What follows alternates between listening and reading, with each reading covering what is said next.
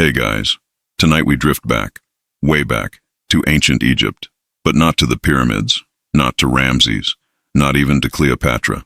Nope. Tonight, we're slipping into something much weirder. Imagine a scorching stretch of desert, absolutely empty.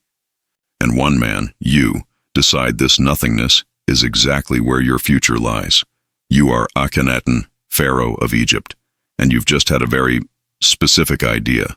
You're not content with ruling from Thebes, the heart of Egyptian power, for centuries. No, you've got this sudden burning desire to build an entire city from scratch.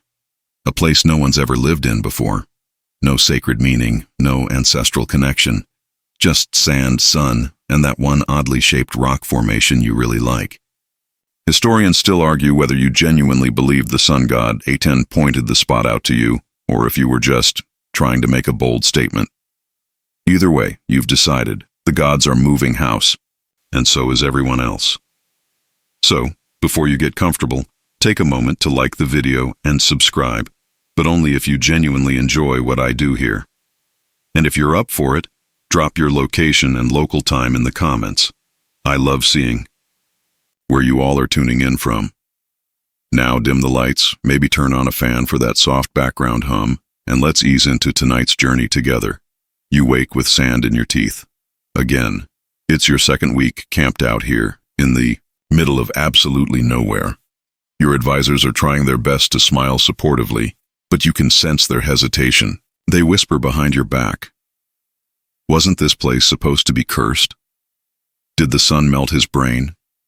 But you don't care. You're Pharaoh, the living god, and this sun-bleached land is going to be your masterpiece. At night, the stars burn cold.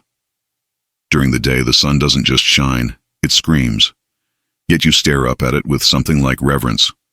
Not Ra, not Amun, just Aten, the sun disk, your new god. No animal heads, no shadowy underworlds, just one blazing orb that sees all. And here's the thing. This isn't just about religion. You're tired of the priests of Amun and their endless whispering in temple corridors. They've gotten too rich, too powerful. They treat you like a junior manager in your own kingdom. That won't do. So, like any visionary with total control and a dangerously unchecked ego, you decide, time to reboot Egypt. Burn the save file, start fresh. You send your artisans and architects out with a vision. You want a city like no other. Open spaces, sunlit courtyards, no towering temples casting judgmental shadows. Everything must glorify Aten, and, by delightful coincidence, you. The dual worship is kind of the point. The workers start laying foundations. Blocks of limestone arrive by barge, hauled across the Nile, sweating men heaving them into place. You've even got children and donkeys helping carry bricks. It's like building a Lego city with 10,000 unpaid interns. One day, you stand on a ridge, eyes narrowed, hands clasped behind your back, wind kicking dust into your royal nostrils. You mutter, "This will be the horizon of Aten." Your scribe writes it down immediately, probably misspells it, but whatever, it sounds dramatic. The gods, the priests, even your ancestors, they all start to fade in your speeches. You talk about light, clarity, rebirth. You start writing your name differently. Akhenaten, servant of Aten. You change your face in statues, the square-jawed pharaoh look. Gone. Now it's elongated heads, wide hips, and soft bellies. Honestly, you look kinda pregnant. Historians still argue whether this was due to a genetic condition, an artistic revolution, or just really, really bad sculptors. Or maybe you wanted to appear more divine, more otherworldly. Either way, the statues look like they're halfway through a juice cleanse. Back in Thebes, the temples grow quiet. The old gods? Not banned exactly, but let's just say you're no longer accepting their LinkedIn requests. You redirect tax funds away from them, dismantle their networks, and start chiseling over their names on temple walls. Bit petty? Yes. Effective? Also yes. Meanwhile, your wife Nefertiti, yes, that Nefertiti, cheekbones that could cut granite, is all in. She stands beside you in every carving, equally radiant, equally divine. Sometimes more so. People start whispering, that she might actually be the real power behind the throne. But you're not too fussed. You love her, and besides, she's the only one who still laughs at your jokes about sacred dung beetles. You start hosting dawn rituals. You and Nefertiti stand under Aten's rays while court musicians play soft flutes. Everyone else just sort of sweats and hopes it'll be over before their sandals melt. But you're glowing. This is your dream unfolding. One limestone slab at a time. A whole city for a new world. A new god. A new you. Sure, it's costing the kingdom a small fortune. Sure, the army's a bit annoyed because you haven't paid them in months. Sure, half the nobles think you've completely lost it. But when you walk down the freshly paved Avenue of the Sun, lined with palm trees planted by trembling gardeners, you feel like you've finally stepped into the future. A very hot, very expensive future. You blink against the sun, and there it is again, that ridge. The one with the oddly symmetrical bend, half-shadowed at dawn. It juts out from the desert like the finger of a forgotten god, pointing directly at, well, nothing. Just sand. Endless sand. But to you that's exactly the point. This land, stretching flat and cracked for miles, is unclaimed by any temple or town. No tombs, no shrines, no curses, no cults. Just open sky and hard earth. You decided that was a sign. Or maybe you just really hated the neighbors back in Thebes. Either way, you declared it sacred, held up your hands and said, "Here, beneath the Aten, we shall build a new beginning." Your priests look at one another like, is he serious? Your builders squint at the sun, wishing it would pick a more convenient location. And your scribes? They start writing, fast. Historians still debate the logic behind this choice. Some argue it was a deliberate political maneuver to break from the priesthood of Amun. Others believe you genuinely had a spiritual epiphany. One minority theory claims you just wanted beachfront property but ran out of Nile. Either way, your command was clear. Pack up the capital, the court, the kitchens, and even the cats. We're moving to the desert, and so they do. You name the city Akhenaten, the horizon of the Aten. It sounds lovely, right? Like something out of a real estate brochure. Open vistas, brilliant light. Not a single old god in sight. Of course, when the actual building starts, you realize you might have overestimated the shade situation. There are no trees, no breeze, just wind full of stinging sand and the occasional lizard who looks mildly offended to be displaced by a sun cult. Your architects spread out their plans like picnic cloths. Temples, check. Palaces, check. Scribe schools, bakeries, public squares, double check. All aligned to face the sun.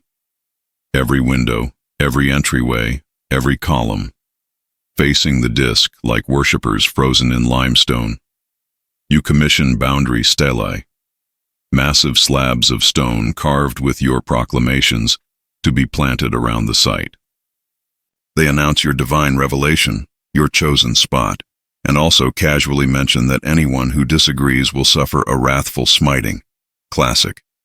But here's the thing. They don't just mark territory. They narrate it. You walk your nobles and officials out there in the burning heat, gesture grandly at a line of nothingness, and go, "That's where the house of rejoicing and light will go." They nod and mumble approval, wiping sweat from their eyebrows and wondering if anyone packed more beer. Because, let's be honest, the Nile is not right here. Sure, it's not far, but it's also not exactly convenient. Water has to be hauled in barrels. Food caravans arrive sun-baked and cranky. Your engineers have to dig wells and build canals, all while dodging scorpions and rumors that this is all a divine midlife crisis. And yet, somehow, it begins to take shape. Thousands of workers swarm the site. Men, women, even children hammer away at limestone blocks, their skin darkened by the sun, hands blistered, brows furrowed. You pass by them occasionally, radiant and clean, shaded by ostrich feather fans. You offer a smile, maybe a papyrus scroll of encouragement. You're not cruel, just intensely devoted to your dream, which is arguably worse. Even the animals get swept up in the madness. Donkeys haul baskets of bricks. Cows are paraded around for blessing rituals. Cats, which are sacred and definitely not optional, are given their own tiny palaces, probably with better ventilation than the workers' quarters. Your foreign ambassadors send confused reports back home. Pharaoh has built a city where no one lives, to worship a god no one else can speak to, in a style no one understands. It's like performance art, but with more taxes. Meanwhile, back in Thebes, the temple of Amun is fuming. Statues are being toppled, inscriptions chipped away. You've banned the old gods from public worship, effectively telling half the population their grandma's prayers are now illegal. You don't care. You've got a 10 now. One god, one light, one king. You start wearing strange new crowns, tall, narrow things that look like someone balanced a bread loaf on your head. You abandon the old regalia. No crook, no flail. Just long robes, a wide sash, and that dream-glazed look in your eyes, and still, the city grows. It's not like the pyramids. Those were built to last forever. You want fast. The limestone is soft, the bricks sun-dried. Nothing here is meant to endure. It's about the now, the glory of the moment. Think pop-up. Capital, but with more divine radiation. You walk through the half-finished great temple of Aten, ducking scaffolding, nodding at weary masons, breathing in the dust of rebirth. The central altar is open to the sky, no roof, no walls. Aten must always see. There's no privacy in this. Faith. Even your prayers are supposed to be sunlit. One night, as you recline on a cushion in your half-finished palace, a breeze rolls through the shutters, hot, dry, and full of whispers. Maybe it's Aten. Maybe it's doubt. You shrug, sip your date wine, and summon another architect. Let's make the columns look like sunbeams, you say. He doesn't ask what that means. He just bows and gets to work. You awaken early, not out of duty, but because the sun insists. There's no such thing as sleeping in when your city is one massive sundial. Light spills across the limestone floor, painting golden stripes over your toes. The walls themselves seem to hum with the dawn, and you stretch, not like a pharaoh, but like someone who belongs to the light. This is what it means to live in the horizon of Aten. But the city isn't just about worship, it's about structure, order, a divine geometry that flows from your will. You summon your chief architects, their scrolls rolled tight under their arms, ink-stained fingers twitching in nervous anticipation. You don't just want walls. You want the mind of Aten expressed in stone. Everything must align. Avenues with altars, doors with sunrises, courtyards with breezes that don't quite exist yet. And so the blueprints begin. There's no standard Egyptian grid here. This is free-form, open, rebellious, wide streets, low walls, homes clustered around sunlit courtyards. Your private palace is a sprawl of light wells, balconies, and roof gardens. Historians still argue whether it was meant for practical living or divine performance art. Either way, it's where you'll host royal processions, sun ceremonies, and the occasional goat race. The central temple? A marvel. No roof, no columns, crowding the altar. Just open space where the sun's rays can fall directly on the offerings. No gods are allowed to block the view. You tell the builders, we're not trying to impress Aten, we're just letting him in. They pretend to understand. They do not understand. One detail you insist on, every house must have an open-air shrine to Aten. Even the bakers and weavers, even the scribes with their inky elbows and backaches. The old gods, gone. No amulets of Bez, no household statues of Taweret, no jackal-headed guardians peeking from curtains. Just the disc. Just Aten. To ensure compliance, you assign inspectors, priests with clipboards basically. They walk from door to door, asking awkward questions like, how many times did you face the sun yesterday? And, is that a forbidden scarab charm? Behind your curtain? One woman claims the shadow of her laundry line resembles the Eye of Horus. She's promptly relocated, but it's not all top-down decree. You hold town halls, open-air gatherings where citizens can submit their suggestions via carefully scripted questions read by court-appointed actors, of course. Still, it gives the illusion of community, the illusion of buy-in. Artisans are given unprecedented freedom, or at least that's what you call it. In truth, they're told to discard the stiff old styles. No more square jaws and perfect proportions. You want curves, softness, realism, emotion. You want to be shown with your daughters on your lap, kissing your wife, hands entwined like vines. Your advisors quietly cringe. This is not how divine kings are supposed to appear. One artist, nervous but bold, presents you with a carving of yourself lounging beneath the sun, belly slightly distended, eyes half-lidded in serenity. You love it. That's truth, you say. That's what Aten sees. You promote him on the spot. His co-workers look on in horror, realizing they now must all make you look like an alien beetle in repose. Historians still debate whether the Amarna art style was an honest attempt at naturalism or a stylized code only you and your inner circle fully understood. Some say you were embracing androgyny to blur the lines between male and female divinity. Others think you just liked weird statues. Meanwhile, your wife Nefertiti becomes more than queen. She's practically your co-ruler. She appears in inscriptions the same size as you, smiting enemies, offering sacrifices, standing beneath Aten's rays with equal divine legitimacy. Sometimes she even appears without you. A few scholars whisper that she might have ruled independently in the final years, maybe even under a different name, but that's a debate for much later. For now, she's the face of your city's beauty, and you make sure that face is everywhere. You order giant carved blocks, talatat they're called, easier to handle, quick to stack. They let your artists decorate the walls like storybooks. You see yourself feeding Aten, riding in chariots, playing with your daughters in sun-drenched gardens. You are, in every sense, the main character of this stone diary, but not everyone is thrilled. Some of your nobles mumble over wine about missing their homes in Thebes. They hate the dust, the bugs, the lack of shade. Their children cry at night, dreaming of temples with walls. One priest tries to smuggle a statue of Osiris into his villa. He's caught, of course, and reassigned to canal duty. You never see him again. Still, the city grows. Temples rise, palaces stretch, markets buzz. There's a rhythm now, a heartbeat. The horizon of Aten is no longer an idea. It's becoming real, and in the middle of it all, you stand on a balcony, arms outstretched to the morning sky, robes fluttering in the windless air. You murmur a hymn written in your own hand. It ends, as it always does, with, "There is no other who knows you, except your son, Akhenaten." Your guards shuffle awkwardly. Your cat sneezes, somewhere below, a donkey brays, but still, you feel it, the light, the connection.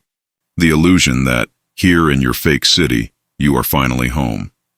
Your sandals crunch on fresh limestone as you step into yet another new structure, a long hallway flooded with sunlight, the walls still damp from plasterwork, the air thick with the scent of wet mortar and ambition.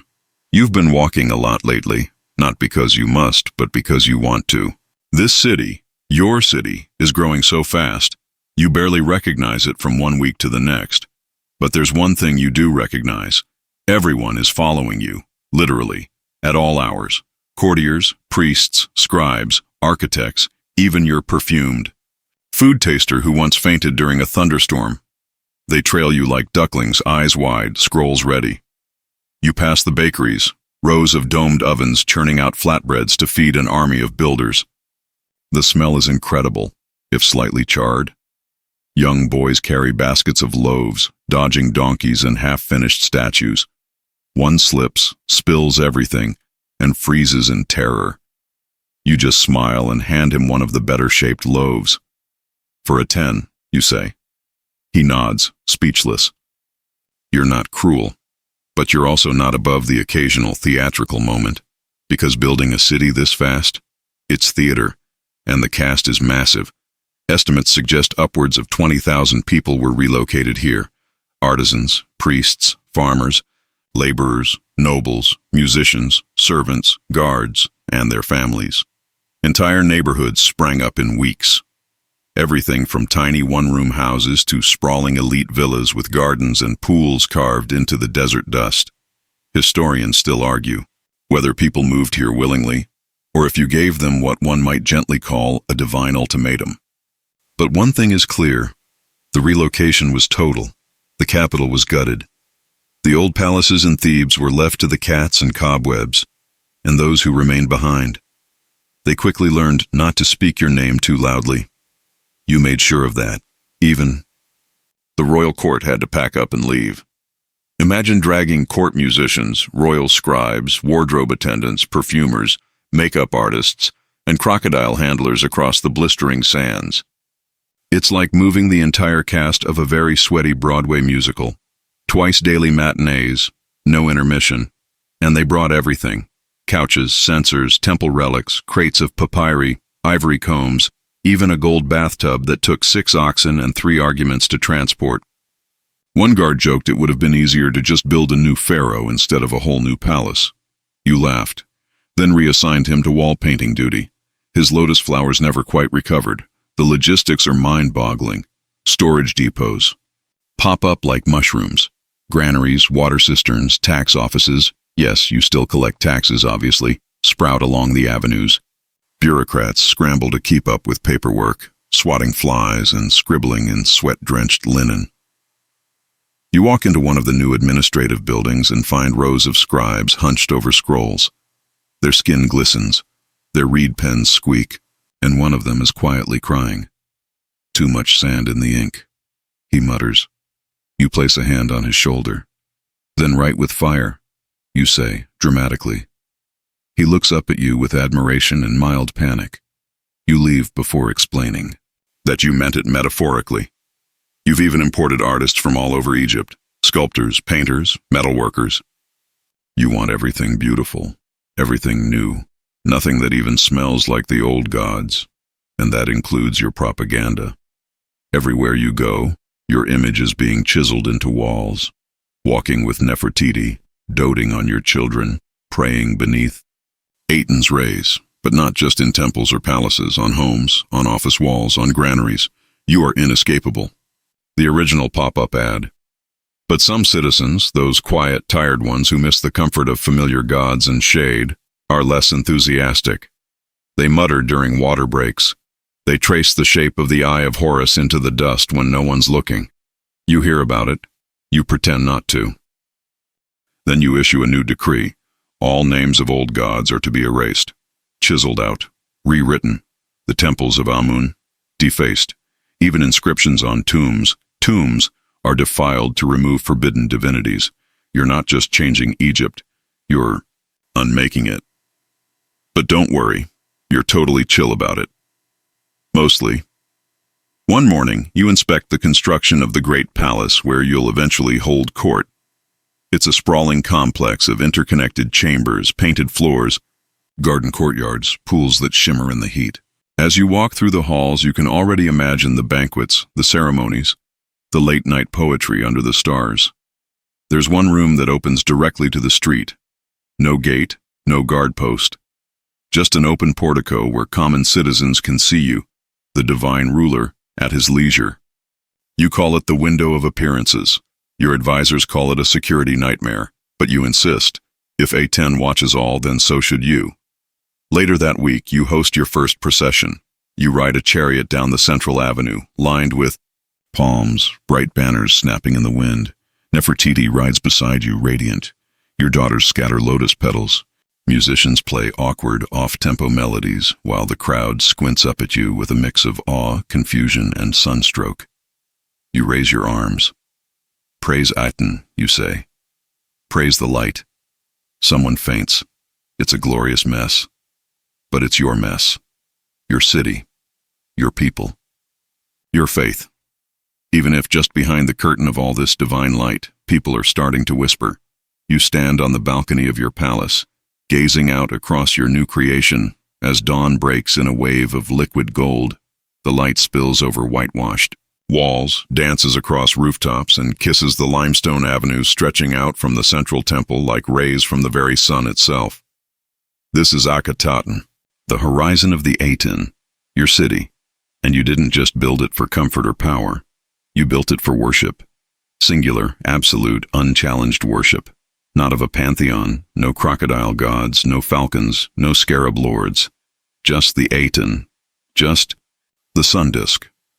Historians still debate whether this monotheism was revolutionary theology or a clever political maneuver to strip power from entrenched priesthoods. Either way, the result is clear. An entire city built to serve one god and one man. Every building, from the smallest bread hut to the grandest administrative hall, is aligned to receive Aten's light. Temples are open to the sky. No shadowy sanctuaries or hidden altars here. Light must fall directly on the offerings. Even the high priest of Aten spends more time adjusting sun reflectors than chanting. You stroll toward the great temple of the Aten, your sandals whispering across finely ground white gravel. There are no towering statues of gods here. No antechambers shrouded in incense smoke. The entire temple complex is a series of open-air courts, offering tables arranged in lines like a buffet for the divine. You walk through rows of offering slabs, flowers, incense, geese, cakes, fruit, oxen, and, rather optimistically, wine jars that have definitely been sampled by the temple staff. The most sacred part of the temple isn't hidden in a chamber. It's open to the blinding sky. Aten must see. Always. You lift your arms and face the rising disk. A hush falls over the priests. This is your moment, your personal connection to God. Also, no one else is allowed to speak directly to Aten. Not priests, not commoners, not even Nefertiti. Only you. Because Aten doesn't work like the old gods. He's not interested in your flaws or fears. He shines on everyone equally, but only you can interpret his light. Convenient, right? One scribe jots down your latest hymn, probably, while fighting heat stroke. The verses are long, syrupy praises to the sun. Your rays touch the faces of children in distant lands. You shine even on enemies, for you are merciful. You say it aloud in morning rituals, your voice echoing over the stone as pigeons flutter overhead. Even your language changes. You create new words, or revive old ones, to express this singular devotion. The language of official inscriptions becomes flowery, sun-soaked, slightly exhausting. You don't just rule. You radiate benevolence, like solar breath. And the old gods, they're not just unfashionable, they're gone, literally. Your masons are ordered to carve out their names wherever they appear, on walls, on statues, even in tombs of long-dead nobles who never hurt anyone. The erasures are dramatic, deep gouges in hieroglyphs, entire sections chiseled to rubble. Imagine someone editing a sacred manuscript with a pickaxe. You walk past a half-defaced temple, freeze and pause. It's like pruning, you say gently. We make room for light. Your guards nod solemnly.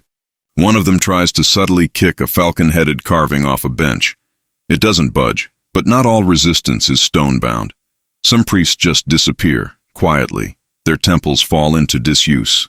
Their rituals, those moonlit dances, those crocodile chants, fade from memory. You don't need to punish anyone directly.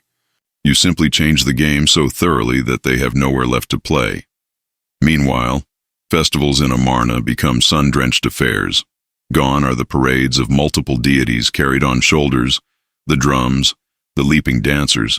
Instead, you have coordinated hymns, synchronized gestures, and a lot of careful bowing in the general direction of the sun. The people participate, of course, mostly, but there's a stiffness to it, a formality that doesn't quite sink into the bones. They miss the old gods, the fertility ones, the beer gods, the ones who looked like hippos and didn't mind a little mess. Aten doesn't joke, Aten doesn't flirt, Aten doesn't dance, but you do. Sort of. You host a sunrise feast once a month. Nobles gather on painted terraces. There are platters of grilled fish, honeyed dates, sweet beer in alabaster jugs. You raise a toast to the life-giving disk. Everyone responds with weary enthusiasm and immediately reaches for the wine, and still the rituals grow. More ceremonies, more hymns. One involves standing absolutely still for 20 minutes while a priest slowly arranges flower petals in a sun spiral. Another involves chanting Aten's names until someone faints. You personally enjoy both. Then one day, an artist delivers a stunning wall relief. Aten's rays extending down to you, but, tiny detail, each ray ends in a hand. Little hands, reaching down from the sun to gently touch your crown, your chest, even your chin. It's beautiful. It's weird. It's perfect. You order dozens more just like it. You're not just Pharaoh now. You're the literal conduit between humanity and the divine. A living sunbeam. The city's architecture, the rituals, the very calendar, bend around your schedule of devotion. And yet at night, when the sun sets and Aten withdraws, there's a strange silence in Amarna. No temple bells, no late-night prayers, just wind through columns, the rustle of palm fronds, and the soft creak of limestone cooling. It's peaceful, a little too peaceful. But you close your eyes, trusting that the sun will return. It always does. You wake up in a room flooded with morning light. Not by accident, this chamber was designed to catch the exact angle of sunrise on the summer solstice. It's all geometry and faith here in Amarna. The walls glow with painted lilies. Outside, your city hums softly, like a hive not quite awake. But something's odd. Even after all this time, the place still feels like a stage set. The streets are wide, yes, and the temple's white and clean, but it all feels too perfect. No grime, no history, no worn staircases or soot-blackened walls. Just spotless stone and an odd quietness. It's like Egypt held its breath the day you moved here and never quite let it out again. You step onto the balcony. Below, a line of citizens is forming outside the palace, merchants with scrolls, minor officials with grievances, one particularly ambitious potter holding what appears to be a sun disk-shaped serving tray. They're all waiting beneath the open window of appearances. You smile and raise a hand. One person faints. Classic. Your days here follow a different rhythm than Thebes. For one, there's a lot more sunburn, but also no processions to temples of Amun. No lavish multi-god festivals, no festivals involving boats full of beer and flower garlands. Everything now flows to Aten, and by extension, through you. You hold court in open-air halls. There's little shade, and the scrolls curl under the heat. Petitioners squint up at you like hopeful raisins. They speak of crop shortages, labor disputes, children who refuse to recite morning hymns. You nod thoughtfully and offer vague solar wisdom like the Aten sees all and bend like the papyrus, not the cedar. It works, mostly. Behind you, Nefertiti glides into view. She's glowing, always glowing. Crown perched perfectly, robes pleated just so, gaze sharper than obsidian. She leans in and murmurs, "We need more wheat from the northern estates." You nod. She already sent word hours ago. In truth, she handles most of the practical governance. Now, you are the face, the voice, the ritual. She is the mind, the hands, the ink-dried law, and you trust her. You have to, because there are cracks in the city that no amount of light can erase. Some of your officials still long for the old gods. They whisper behind sandstone walls. A few priests have been caught sketching forbidden symbols in the dust, behind storerooms. One even tried to recreate a statue of Thoth using old olive wood and a spoon. He was, respectfully, reassigned to latrine maintenance. But it's not just the religious discontent. Something's off in the air. Amarna, for all its beauty, feels sterile, lifeless. There's no heart to it. No old woman sweeping a 100-year-old courtyard. No child chasing pigeons through alleys that echo with family songs. Just new walls, hot stones, and silence broken only by the braying of donkeys and the recitation of hymns. Historians still argue whether the people truly loved it here or just pretended to. There are letters, found centuries later, written by minor officials and foreign dignitaries. Some are polite, even admiring. Others read like subtle cries for help. We are grateful for the king's favor. The sun here is intense. You try to ignore it. Instead, you walk through the city, past scribe schools where children chant Aten's 214 names, past painters brushing ochre onto your elongated bust, past bricklayers murmuring quiet complaints about sun exposure pay. You arrive at one of the noble's villas, a man named Panesi. loyal, devoted, slightly allergic to incense. His wife greets you with the correct number of bows. Their courtyard is beautiful, sunlit, of course, with a fountain that gurgles like a happy crocodile. Not that anyone mentions crocodiles anymore.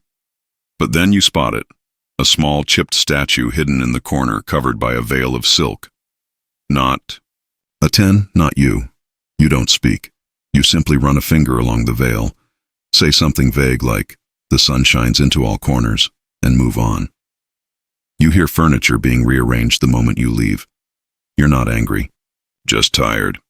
Later, in the palace gardens, you sit beside Nefertiti under a newly planted fig tree. The shade is revolutionary. You sip cool water from a painted cup. She doesn't speak at first, just watches the gardeners chase a lizard away from the lotus pond. Then softly, "They're still holding on to the old names." You nod. They always will. "But the city, your vision, it's working," she adds. You look out over the rooftops. It is working. On the surface, the temples gleam. The inscriptions praise you endlessly. The foreign embassies still send gifts. Gold lapis cedar. The Hittites haven't invaded yet. Trade continues. Crops grow. And yet, the silence lingers, like a held breath, like a song that forgot its final verse. You stand, shake off the thought, and raise your arms to the fading light. Tomorrow you'll host another ceremony, another hymn, another proof that everything is exactly as Aten intends. Even if no one says it out loud, the question hangs in the heat. What happens when the sun sets? The drums begin just before dawn, soft, steady, distant. You're already awake. You always are. Sleep doesn't come easily in a city built for sun worship. The moment the horizon glows pink, Amarna stirs like clockwork. Today, you're not alone. Nefertiti joins you on the balcony. Her silhouette is framed by the disk of Aten as it rises, a halo cast not by faith, but by perfect architectural alignment. She says nothing. She doesn't need to. The two of you have moved far beyond ceremony and into something deeper. Shared rule, shared strain, shared heat rash. You turn to her, offering a slice of pomegranate. She declines. "Too early for seeds," she murmurs. You pop it into your mouth anyway. It's sour. Later that morning, the two of you descend into the temple court, hand in hand. Behind you trail your daughters, 6 of them, barefoot and blinking. In the light, carrying garlands of papyrus and painted fans. They giggle. You pretend not to hear. You and Nefertiti kneel together before the open altar. The ritual is brief today, offerings of flowers, fruit, and incense placed beneath Aten's open sky. Then, as always, the hymn, chanted together in voices soft and slow. O Aten, radiant in your rising, you stir the limbs of all who live. You hear the courtyard echo your words. The priests behind you, the guards beside you, the scribes hiding under shade canopies, all murmuring along. They've memorized it by now. They have to. Historians still debate whether this new model of joint rulership between a king and queen was symbolic or sincere. Some suggest Nefertiti was merely decoration, an unusually glamorous first lady. Others believe she was your equal in all things, governance, religion, diplomacy, and ambition. They point to the art, the inscriptions, the fact that her image is carved just as often and just as large as yours. One relief even shows her smiting Egypt's enemies while you stand behind her, holding her sandals. A symbolic gesture, sure, but still pretty bold. Then there's the crown. Not yours, the blue war crown with the long back and coiled uraeus serpent. Hers. She's often depicted in a unique flat-topped crown with a ribbon trailing behind. No other. Queen before her wore anything like it. It's not the kind of thing you casually doodle on papyrus. It's a statement, a visual declaration that she isn't just the king's wife, she's the other half of the sun. At royal processions, Nefertiti rides beside you, not behind. When gifts arrive from foreign lands, lapis from Afghanistan, cedarwood from Lebanon, tribute jars from Kush, The inscriptions name you both. To the two lights of the two lands. You don't mind sharing the spotlight.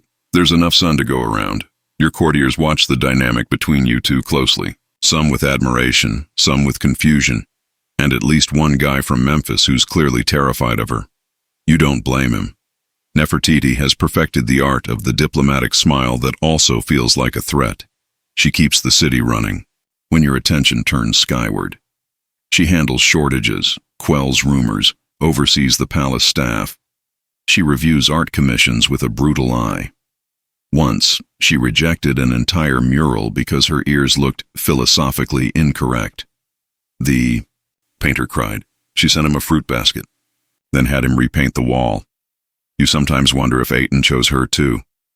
In the evenings, the two of you dine together in the palace courtyard. Tonight it's roasted duck, date wine, and figs stuffed with almonds. She picks at hers, watching the horizon. The northern trade routes are slow again, she says. You reply, chewing thoughtfully. Perhaps the desert gods are pouting. She smirks. We erased them, remember? Some of them were quite clingy. You share a laugh. It's quiet, private. One of the few moments where it feels like you're two people again, not divine. Representatives, not symbols, not figures carved in stone. Later, as the sun dips below the western hills, you walk together through the royal gardens. The scent of myrrh hangs in the air, carried on the faintest breeze. Workers plant new rows of lotus and papyrus, guided by oil lamp light. You pause beside a pool, its surface mirroring the last blush of daylight.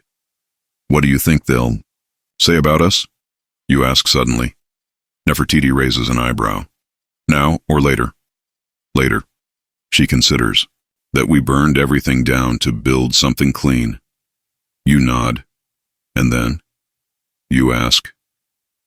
And then they'll wonder why no one stayed. The moment hangs. Heavy as the heat. Quiet as the air before a storm. You lean on her shoulder. The two of you watching the light fade. The city is still. No chants, no hymns. Just the sounds of frogs by the riverbank and the wind nudging reeds like fingers across a harp. For all your power, all your titles, all your sunlight, she is the one thing that makes the silence bearable. You wander through Amarna at noon, when the light is so strong it feels like a physical object pressing down on your shoulders. The stone streets gleam. The walls sweat heat. Even the cats seek shade, though one particularly defiant tabby lounges right in the center of a sunlit courtyard, staring you down like he owns the place. You decide to let him win. It's too hot to argue. This is daily life in the horizon of the Aten. And while it might look pristine and divine in temple carvings, the reality is, well, a little more human. Take the scribes, for example. You pass a row of them under a narrow pergola, backs hunched, ink-stained, grumbling softly as they copy hymns for the 50th time that week. One of them is swatting flies with a papyrus scroll. Another is quietly mouthing, "Why did I leave Thebes?" You clear your throat. They straighten instantly and begin reciting lines from great hymn to the Aten. Off-key, but spirited. You head to the bakery district next. The smell is rich. Warm wheat, fermenting dates, something faintly burnt. Bakers here work in open-air clay ovens, their tunics damp with sweat, their hands coated in flour and determination. You watch a boy knead dough while reciting yesterday's sun hymn under his breath. His teacher nods approvingly, throws more flour, and starts shaping loaves shaped like the A10, round, flat, with little radiating ridges. Slightly creepy, but undeniably on-brand. Breakfast in Amarna is nothing like the feasts at court. For most, it's beer, bread, and maybe a few dried figs if you're lucky. A scribe might add lentils, a soldier might grab salted fish. Everyone eats quickly. Work begins at first light and ends just after sunset, though no one wants to admit they're more beholden to their supervisor than the sun god himself. Historians still debate whether daily life in Amarna was better or worse than in Thebes or Memphis. On the one hand, the housing was well planned, and the water supply, while slightly buggy, was consistent. On the other hand, there were far fewer festivals, far less music, and way more dust. You continue walking, past the weaver's quarter, where women sit on low stools threading linen. Their hands move in rhythm, but their conversations pause when you pass. One whispers something. The others giggle. You pretend not to hear. You definitely hear. Then there's the fish market. It smells exactly how you'd expect in a city with limited refrigeration. Fishmongers call out prices. Children chase each other between baskets of mullet and catfish. A dog steals a dried perch and vanishes behind a kiln. No one bothers to chase him. You spot one merchant shading herself with a folded hymn scroll. Innovative. You give her a thumbs up. She bows deeply and immediately swaps it out for a papyrus fan. At the edge of the city, the brickmakers work. Rows of men and women stomp clay, add straw, and bake the mixture under Aten's relentless eye. Their skin is cracked. Their eyes are distant, but their work is vital. Without bricks, the city crumbles. Literally. You pause to thank one of them. He looks up, blinks slowly, and says, "It's hot." You nod. Yes, but Aten blesses us with his warmth. He grunts. Aten should try stomping mud in it. You can't help but smile. Amarna isn't just divine ceremony and gleaming palaces. It's sweat, sand, burnt fingers, sore backs. It's children reciting prayers while picking lice from each other's hair. It's cats stealing offerings. It's donkeys braying in the middle of sacred silence. But it's also strangely organized. You walk past communal laundries where linen, tunics flap in the dry breeze, past open-air classrooms where kids draw sun discs and charcoal on old pot shards, past guards standing barefoot in the heat, trying to look stern while blinking away tears from sweat. At a scribe's school, you pause to listen. A teacher asks, "Who grants us breath each morning?" A child shouts, "Aten." Another adds, "Also breakfast."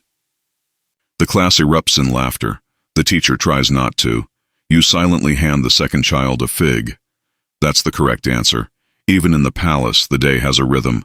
Morning petitions, midday readings, afternoon letters from foreign dignitaries, most confused, some amused.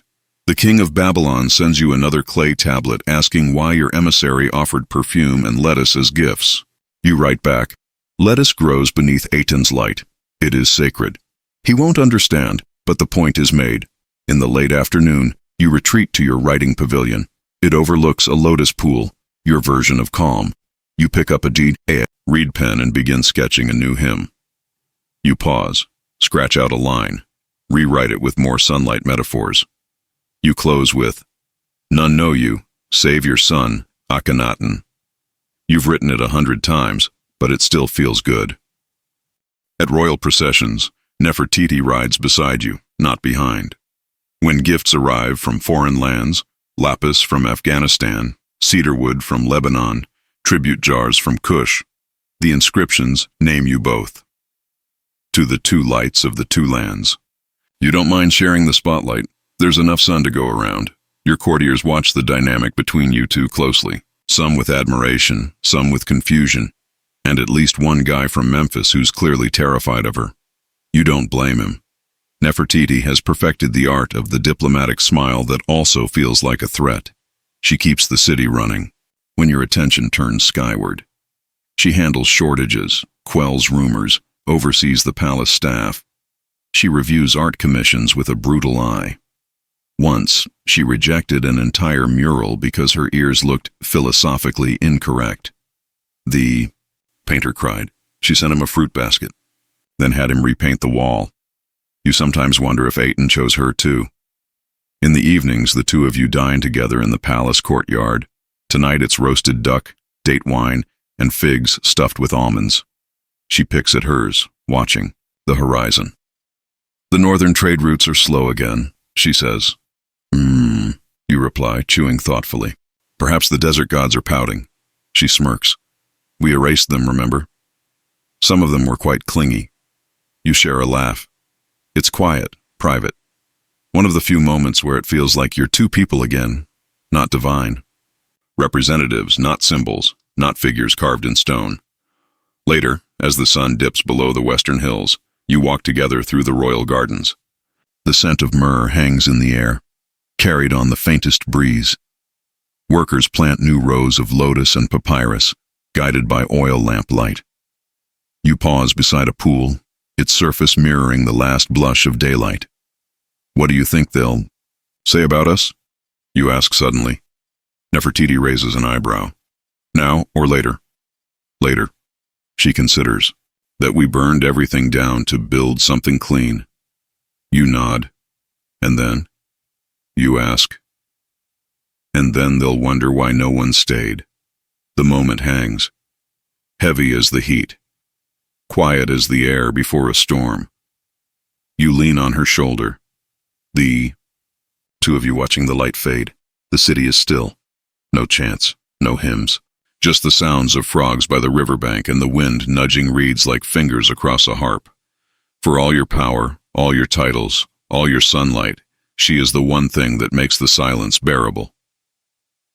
You wander through Amarna at noon, when the light is so strong it feels like a physical object pressing down on your shoulders.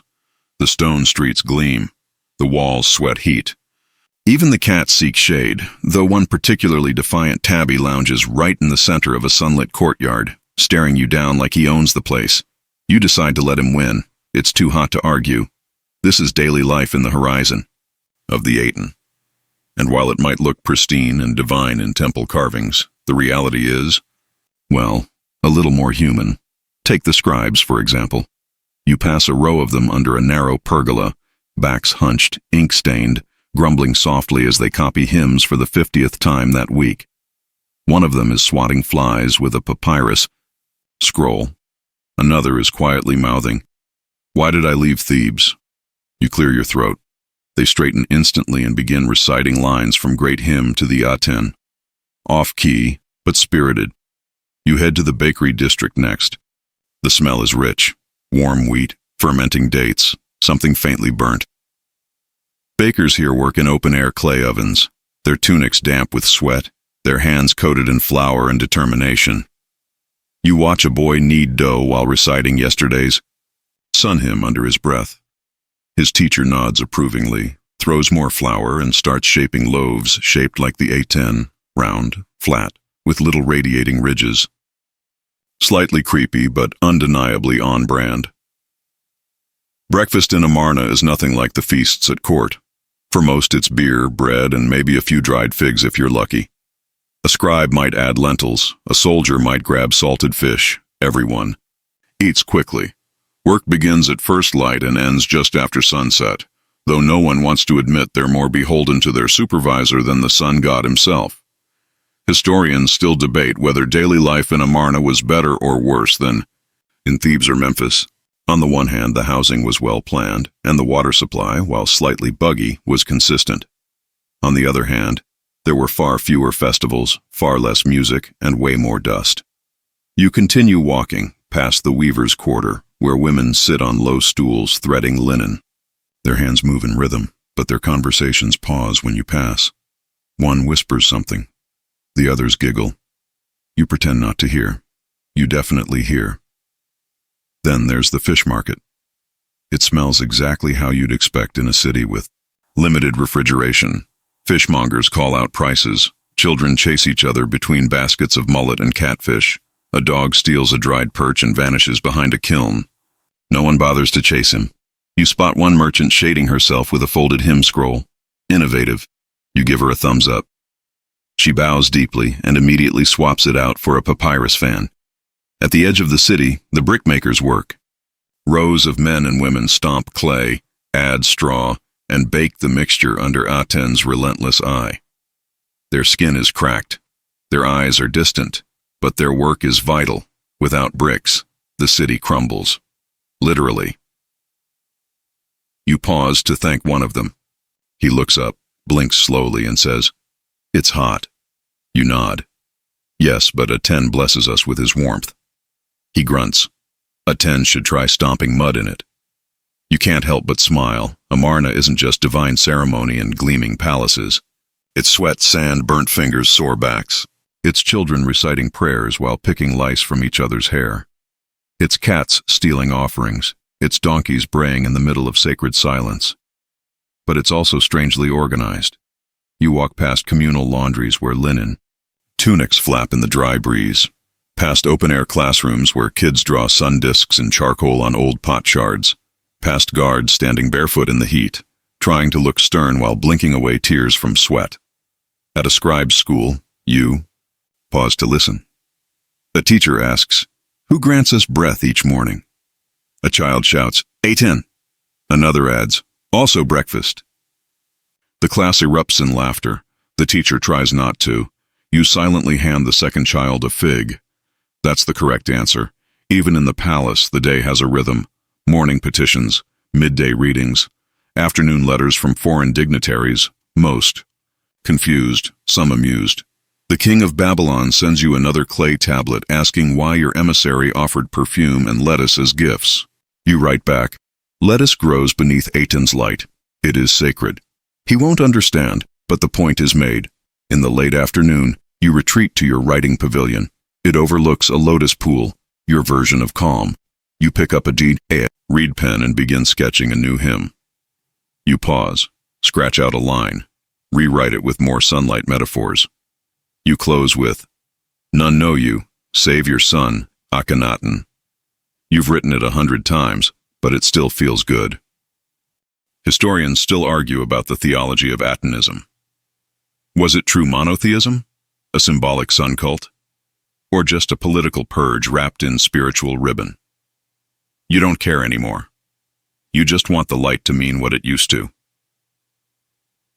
The ceremony ends. The priests bow. The offerings are carted off. No one eats the ducks. No one ever does. You suspect one of the scribes feeds them to the palace cats, who now have the shiniest coats in all of Egypt. Later, you retreat to the temple archives. Clay. Tablets from foreign kings await, mostly complaints and awkward praise. One letter reads, "We thank you for the gold-covered statue. Though it melted slightly in our sun, we cherish its form." Another, "Please confirm if our envoys may pray to your God, or only yours truly may do so." Awaiting reply. You don't reply. You're too busy reading the Amarna letters, the daily tide of correspondence from the outside world. Vassal kings begging for military aid, requests for brides, trade disputes, secret warnings. Some are written in Akkadian, others in Egyptian. All of them paint a clear picture. The empire is wobbling. But you remain serene. You stand in the shade of a papyrus awning, sipping water, watching Nefertiti argue quietly with a diplomat about grain taxes. You've learned to trust her voice.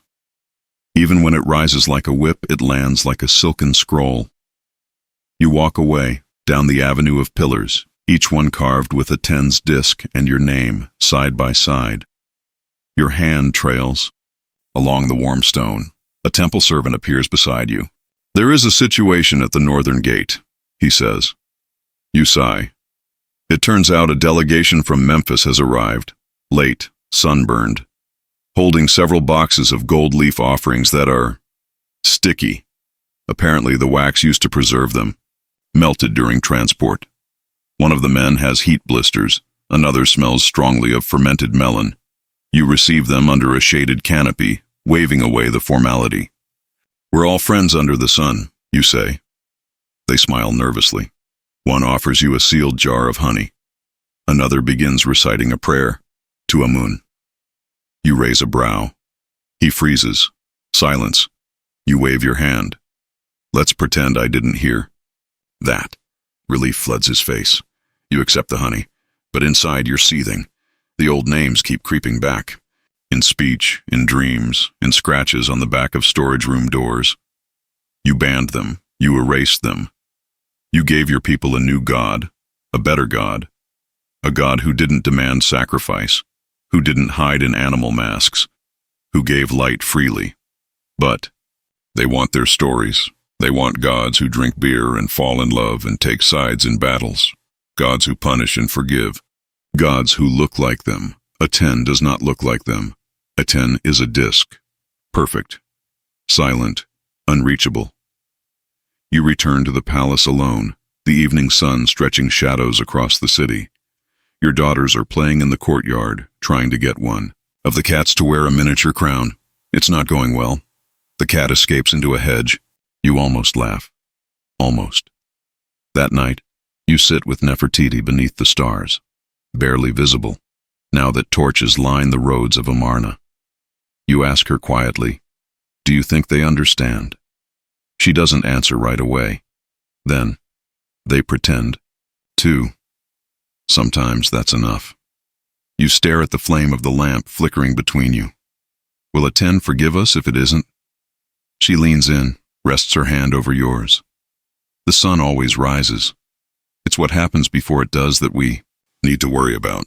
You both sit there a while longer, the silence between you heavier than usual. Somewhere in the city, a child sings a lullaby that isn't about the sun. You hear the words. You know the tune. It's old. Pre-Amarna. You don't stop it. You just close your eyes and listen. You're pacing, not out of frustration, at least that's what you tell yourself, but because your thoughts are getting loud again. Louder than the songs, louder than the courtiers, louder than Aten himself. It's the foreign letters. They keep coming. You unroll another clay tablet. It's from a city you were sure had pledged loyalty. The king is panicking. He writes of raids, of lost supplies, of a rival faction gaining ground. He begs again for troops, for chariots, for something. His tone is less diplomatic now, more desperate. Historians still debate how much of this foreign unrest you actually knew about or chose to know about. The Amarna letters, discovered, long after the city's fall, tell a tale of neglect, of missed alliances, of warnings ignored. But for you, right now, it's all too loud. You set the tablet aside. You don't want to think about it. You want to walk. So you do. Through the palace halls, past the rows of painted reliefs, every scene a version of you, praying, blessing, smiling beatifically into the light. You see yourself more often than you see your own children. You pass the nursery next. Laughter echoes. One of your daughters is chasing a cat, probably the same one from earlier, while two others argue over a doll with a sun disk for a head. You pause in the doorway. They don't notice you. You smile. Then you keep moving. You end up at the House of Life, your great archive, library, scriptorium. Inside, dozens of scribes are bent over their work, copying hymns, recording tax rolls, drafting letters you'll never send. One pauses, looks up. "My lord," you wave him off. Just walking. You drift past shelves of papyrus scrolls. So many words. So much light, trapped in ink and prayer. You wonder if any of them will survive. If any will matter. If anyone will read them after you're gone. Then, from the corner of your eye, you see it, an old carving, small, unassuming, covered in dust. It's Thoth, the ibis-headed god of knowledge. Forgotten, erased, forbidden. Someone must have hidden it here. A scribe, maybe. A student. Someone who couldn't bear to lose the old gods entirely. You should destroy it. Instead, you sit down beside it, not facing it, not acknowledging it, just resting. And for a long moment, the sun feels very far away. That evening, Nefertiti calls a meeting of your council. You sit at the head of the long, low table. She sits beside you, her crown casting a long shadow across the limestone. The ministers speak in turn. Grain shortages in the north, desertion among the border patrols, trade disruption along the Syrian coast. You nod. You listen. You offer the occasional platitude. Let Aten's light guide our ships. We must bend, not break. Offer prayers before plans. Nefertiti, to her credit, does the real work. She allocates rations, orders repairs, sends diplomats. She speaks with calm authority, and the room obeys her. You drift. Just a little. Your gaze finds the mural behind her, the one showing you both, receiving Aten's blessing. In the painting, you're serene, certain, divinely embraced. Here in this room, you're unsure, unreadable. One minister clears his throat. There's unrest in the workers' quarter. You raise an eyebrow. Because of heat? Because of hunger. Nefertiti glances at you. You give her a nod. She handles it. She always does. After the meeting, you walk the corridors together. You're distracted, she says gently. I'm tired. I know. A long pause. Do you regret it? She asks. You stop walking. No. But even as you say it, you feel the hesitation, the weight, the unanswered prayers. She touches your arm. You change the world, whether they wanted it or not. You look at her.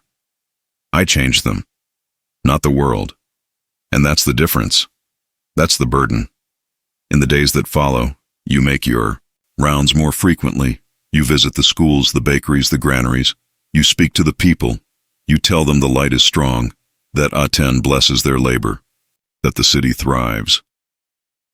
You say it enough times that it starts to sound true. But the cracks are growing, the murals are fading, the hymns feel more like chants, less like belief. You return to the temple, not for ritual, just to stand, to feel the open air on your skin, to let the light hit you square in the chest, no roof, no columns, just Aten and you. You raise your arms, but there's no voice, no answer, just the silence, and the wind, and the faint sound of something shifting under the stone. The wind tonight carries a strange chill. It brushes against the limestone walls of your palace, rustles the palms planted in courtyards, and creeps under the arches like an intruder with no name. Amarna, city of light, city of sun, city of silence. You lie awake on your polished stone bed, the sheets damp against your skin. Nefertiti sleeps beside you, her breathing slow, peaceful. You envy her. Sleep doesn't visit you as often anymore. Not since the messages stopped making sense. Another letter came today, from the edge of the empire. The phrasing was polite, but the meaning was clear. Your gods are not our gods. Your soldiers are no longer welcome. You burned the letter before. Anyone could copy it. Historians still debate how much of Egypt's outer holdings were lost during your reign. Some say the empire began to unravel quietly, while you gazed at the sun. Others believe it was deliberate, sacrifices made to secure unity at home. The truth, as always, is hidden somewhere in the cracks. You rise, unable to rest, and walk barefoot through the halls. They feel colder than usual. Or maybe you're just noticing it for the first time. The moonlight pours through skylights, reflecting off white walls that have started to peel in places. The paint fades. The plaster crumbles. Even stone forgets. You reach the royal archives again, but something's changed. Scrolls lie scattered across a table. Clay tablets are stacked haphazardly, urgent, unanswered. A scribe asleep at his post snores softly, ink smeared across his cheek. He dreams of peace, probably. You envy him too. You lift one tablet, read its opening line. We have not seen. Grain in 2 moons. You set it down. Another. The god does not speak. What should we do? You let it fall. You don't answer these anymore. What would you say? That a 10 shines, even on the hungry? That sunlight is enough? You walk to the open-air temple, barefoot, robe trailing behind you like a discarded curtain. No guards stop you. Not tonight. Maybe they've grown used to your midnight wanderings. Maybe they're asleep too. The altar stands empty. No offerings, no incense, just the flat stone table under the stars. You kneel before it, hands on cool stone. Above you, the stars shimmer. Not Aten, just the cosmos, messy, indifferent, ancient. You whisper, did I go too far? No answer. You whisper again, or not far enough. Still, silence. And then something moves behind you. A servant. No, an advisor. He clears his throat. My lord, there is a delegation at the gate. This hour, they bring troubling news. You stand slowly. You already know. The old gods are coming back. Not literally, of course, but in speech, in symbols, in offerings quietly left at corners of courtyards, in names whispered to children before sleep. You return to the palace. They are waiting. 3 men, nobles, loyal once. Their faces are pinched, sun-browned, wary. They kneel. You don't offer them permission to rise. The people grow restless. One says you nod. They ask for protection, divine protection, the kind they knew. You narrow your eyes. They miss Amun. There it is, spoken aloud, in your city, in your presence, like a slap across the face. Your fingers twitch at your sides. You breathe in, slow, steady. Have they forgotten the light? You ask. No, the man says softly. But they fear the dark. You dismiss them with a gesture. They leave. You collapse into your chair, hand on your forehead. Fear, not faith. That's what rules now. Later, you speak with Nefertiti. She doesn't look surprised. It was always going to come back, she says. Then, what was all this for? You ask. Your voice is raw. She meets your eyes. To show them they could try something else. You nod. But it doesn't feel like victory. That night, as you lie awake again, a small noise reaches your ears. Children singing, a soft lullaby. Off-key, familiar. It's not one of your hymns. It's older. One of the old gods. Maybe Isis. Maybe Hathor. You let it happen. You don't call for silence, because you understand something now. You can't replace belief with light, not completely. The sun can't fill the shadows in people's hearts. They need stories, faces, gods who listen. Aten was your vision.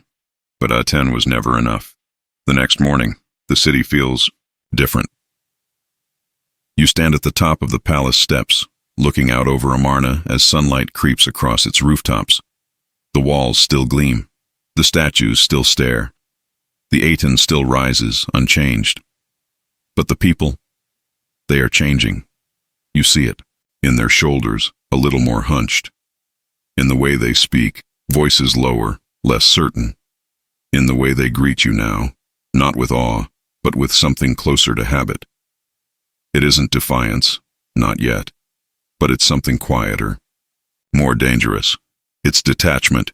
You descend the steps, robe brushing against the stone, sandals slapping softly. The guards part. No one bows quite as deeply as they used to. Nefertiti is already in the court, surrounded by advisors. She looks tired, beautiful but tired. There are new lines around her mouth that no sculptor dares to carve. She turns to you. The granaries are low again. You nod, and the southern road is flooded. Deliveries will be delayed. You nod again, and the priests of Hathor have reappeared near the worker quarters. This time you pause.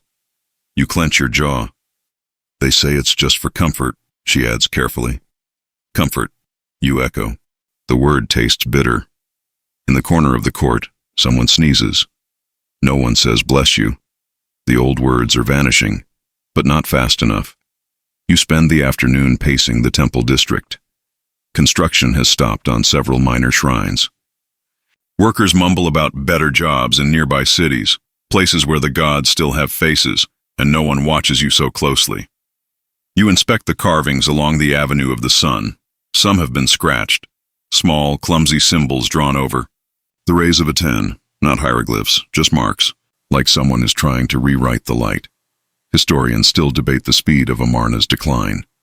Some argue it was swift, like a sandstorm ripping through a reed fence. Others believe it was slow, walls crumbling one grain of dust at a time. But you feel it in your bones. It's already begun. At dinner, you barely touch your food. Your daughters chatter quietly. Nefertiti watches you. We should prepare, she says. For what?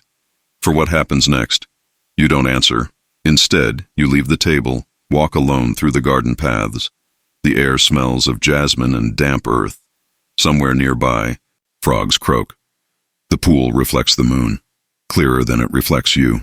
You sit on a stone bench. A sculpture of Aten looms behind you, its hands eternally reaching, and you whisper, what happens when they stop looking up? The answer doesn't come.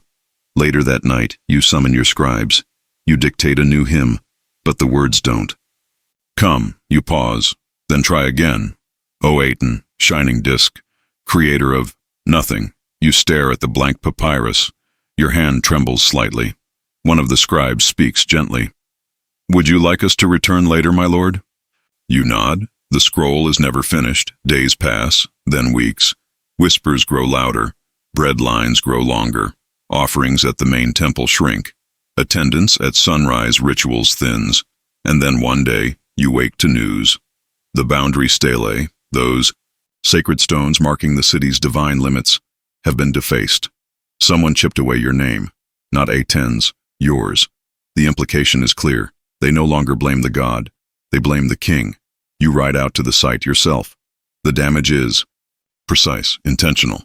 Not vandalism, correction. One of the guards mutters, "Could be raiders, could be workers." You don't respond. Instead, you walk up to the stone and run your hand over the gouges. Your name, once etched so confidently, now a scar. The sun shines overhead, but it feels dimmer somehow. Distant. You return to the palace. Nefertiti is waiting. She doesn't ask what you saw. She already knows. You sit beside her. No words pass between you. Not at first, then softly. "I don't think they believe anymore," she replies. "They believe, just not in us." That night, you don't sleep.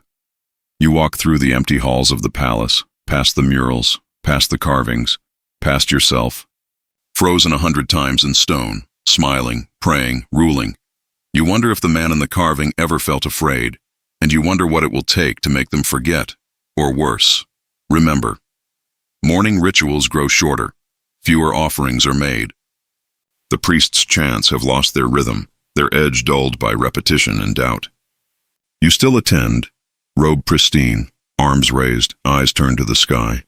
But your heart no longer reaches with the same certainty, and neither do theirs. A 10 still shines. But nobody watches anymore. You walk the avenue of the sun in silence, not. Long ago, it was lined with bowing citizens, sweet-smelling garlands, musicians playing flutes off-key. Now it echoes under your sandals. The palms wilt in their shallow pits. The banners are faded. You pass a group of servants quietly repainting a mural where the paint has flaked off your face. They pause.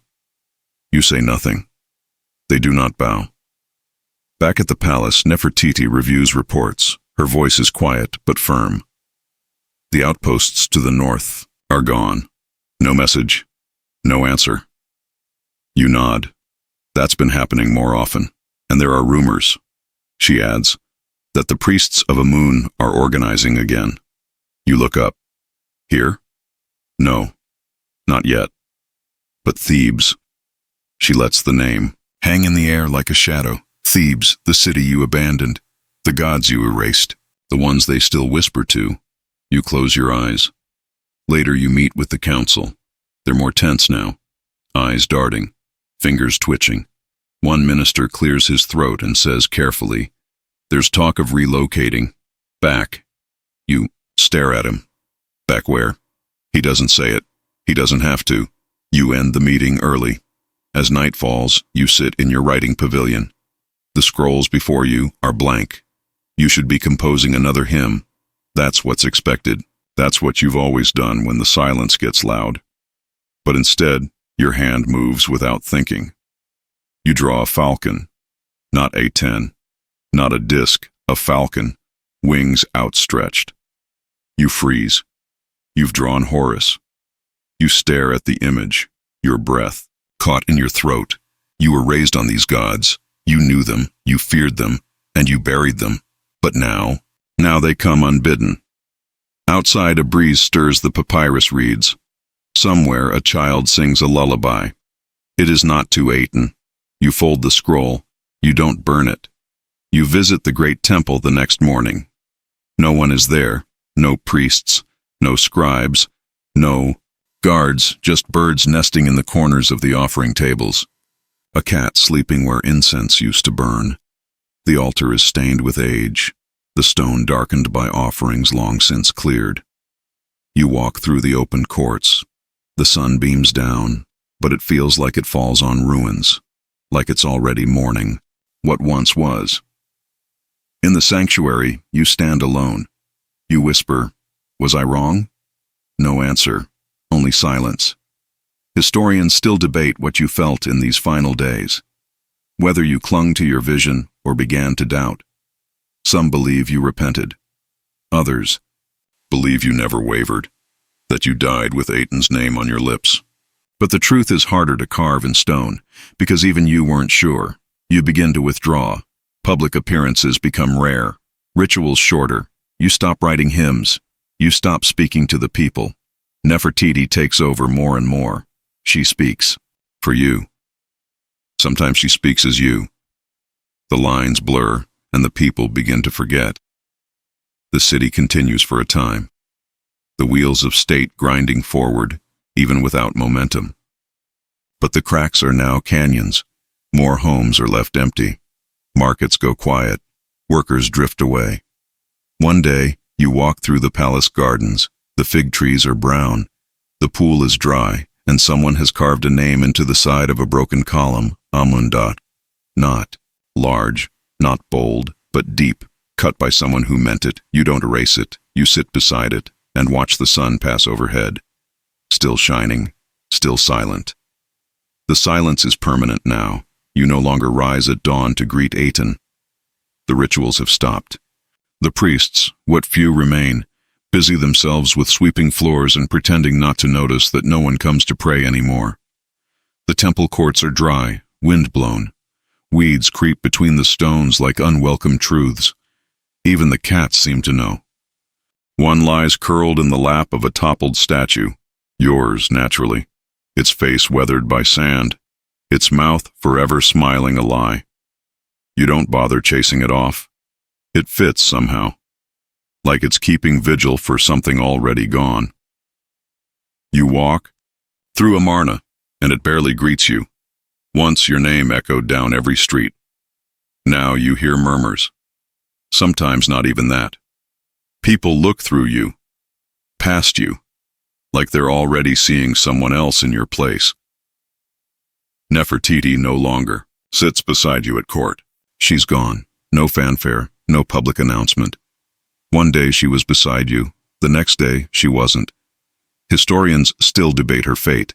Some say she died, others believe she ruled in your name, perhaps even as a masked co-pharaoh. There are hints, broken statues, unfinished tombs, but no certainty. She left as quietly as she rose. You don't talk about her. You barely talk at all. The city begins to unbuild itself, not with fire or collapse, but with a kind of soft forgetting.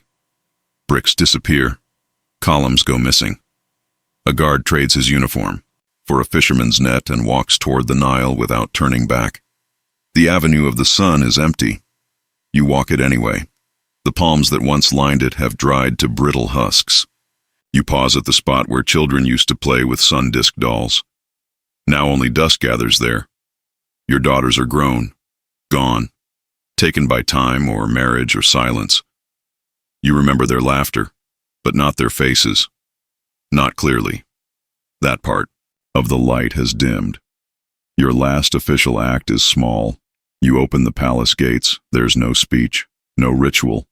You simply walk out one morning, nod to the guards, and leave the doors wide. Let the wind in, let the gods in, let the people choose.